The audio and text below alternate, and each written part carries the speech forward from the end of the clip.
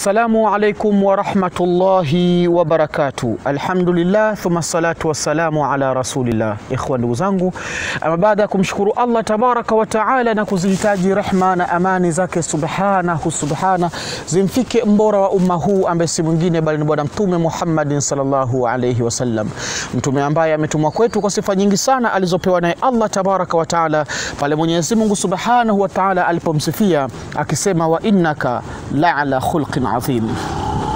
Ikhwan, ndugu zangu, ama kwa utukufu wake Allah tabaraka wa taala, leo tunakuja kuongelea kitu kingine kizito kabisa ambacho kwa idhini yake subhanahu wa taala tutaweza kukipata katika hali za namna kama hiyo.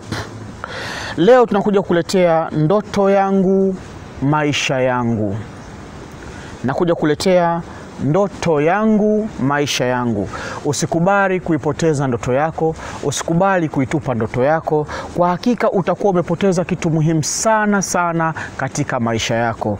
Wallahi, Mwenyezi Mungu atulinde, atuhifadhi na atustiri, na atupe yale mazuri ambayo yeye anatuotesha au anautupa nyakati za usiku tukiwa tumelala, anakuja kuongea na sisi katika hali za namna hiyo. Sasa leo nakuletea suratu Yunus fil manami. Mtu anapolala kisha akaota anasoma suratu Yunus usingizini, au mtu amelala akaota anasoma aya miongoni mwa aya zinazopatikana katika suratu Yunus, au mtu akawa anasoma kipande cha aya kinachopatikana ndani mwa suratu Yunus. Nini maana yake? Maana ya ndoto hiyo inamjulisha haya yafuatayo, kwamba atapatwa na jambo katika mali zake. Hii ni fasiri ya kwanza, kwamba utapatwa na jambo katika mali zako. Ama fasiri yake ya pili tunasema utakuwa ni mwenye kupenda kujipwekesha. Utakuwa ni mwenye kupenda kujipwekesha. Ama fasiri yake ya tatu tunasema utaruzukiwa elimu ya yakini tena nzuri, na Mwenyezi Mungu tabaraka wa taala atarejesha vitimbi vya wafanyao vitimbi kwako, na atakulinda na chawi zote za wachawi.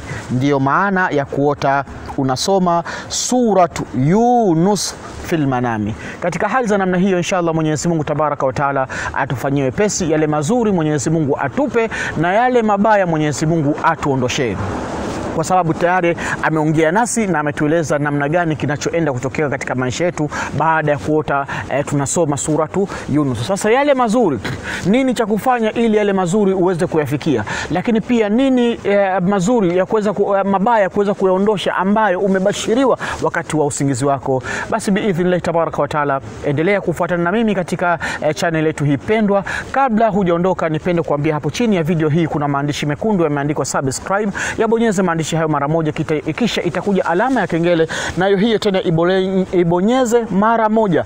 Hiyo itakufanya mimi na wewe tuendelee kuwa wanafamilia wa channel yetu hii pendwa kwa idhini yake tabaraka wa taala. Inshallah nikuage kwa kusema dumu fi riayatillahi wa amni. Wassalamu alaikum wa rahmatullahi wa barakatuhu.